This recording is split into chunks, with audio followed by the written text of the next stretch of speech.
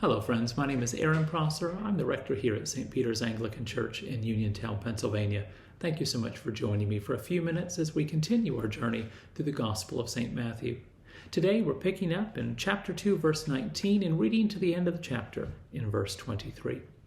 You're welcome to follow along with us in your own copy of Holy Scripture, or as usual, I will put a link to an electronic copy that you can follow along with. I invite you to pause now and pull that up if you'd like. As always, I will read it for us as well. It says, "But when Herod died, behold, an angel of the Lord appeared in a dream to Joseph in Egypt, saying, 'Rise, take the child and his mother, and go to the land of Israel, for those who sought the child's life are dead.' And he rose and took the child and his mother, and went to the land of Israel. But when he learned that Archelaus was reigning over Judea in the place of his father Herod, he was afraid to go there. And being warned in a dream, he withdrew to the district of Galilee. And he went and lived in a city called Nazareth, so that what was spoken by the prophets might be fulfilled, that he would be called a Nazarene." This seems a very simple passage in many ways. As we know from the passage before, God had sent Mary and Joseph and Jesus into Egypt because Herod, feeling tricked by the wise men and always feeling threatened by someone might be taking his power, was seeking to kill Jesus. And so, in a dream, God directed Joseph to take his family into Egypt and to sojourn there, to live as foreigners there until the child was safe. And now he is calling them back into Israel. But they're not coming back into Israel to the place that they expected. They're not coming back into the southern part of Israel, which was the center in many ways. Judea was the largest part. Judea was the largest state, we might think of it as, or district. It was also considered the most Jewish, the most pure in that sense. You could live in Jerusalem, the headquarters. But that was not safe for them, because when Herod died, he split his kingdom up amongst his sons, if we can put it peacefully and simply that way.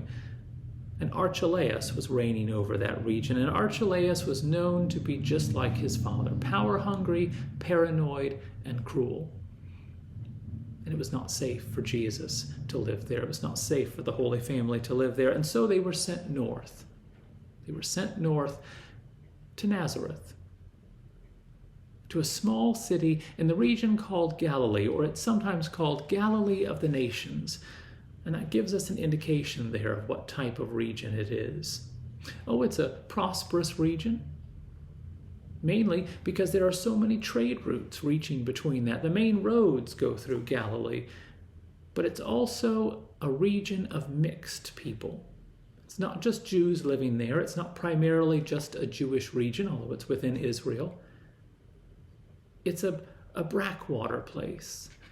It's a place where there is a mixing of ideas and languages and people. And so the Jews looked at it askance. Those who lived in this northern area were exposed to too much non-Jewish ways. The really pure people, the really Jewish people. In some people's eyes, the people who are doing it right would be living in the south. They would be living in Judea if they weren't living in Jerusalem, of course. And so how much more for God himself come amongst us? How much more for this Holy Family? And yet he was sent north by the direct instruction of God, by the fulfillment of prophecy from the mouth of prophets long before this time. And it makes me wonder, friends, how many times do I discount something that God seems to be involved in because it doesn't match my expectations of the way things are done, the way appropriate,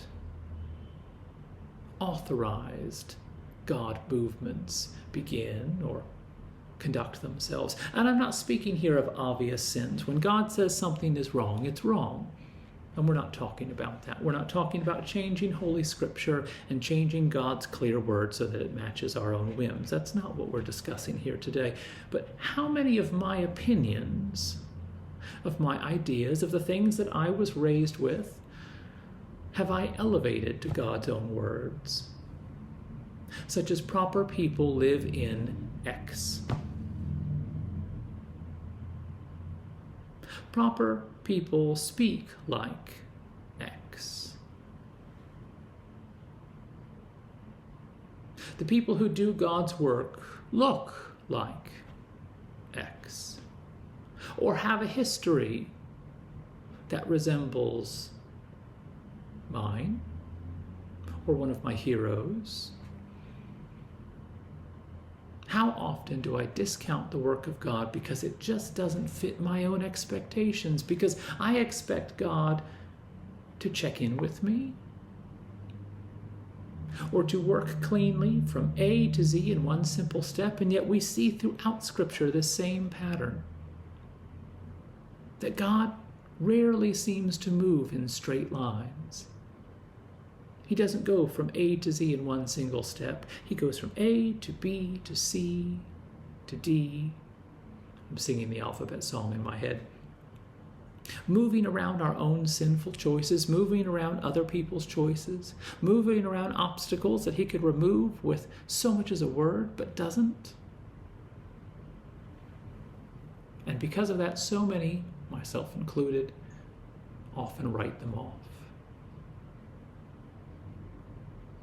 The Holy Family today was brought back into the nation of Israel. Jesus was brought back to where he would begin his ministry for quite some time in the north part of Israel.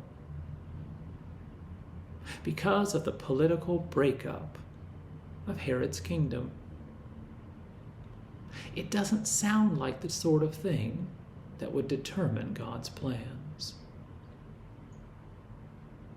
And yet, there Jesus is, right where he is supposed to be, for all the wrong reasons, according to some people.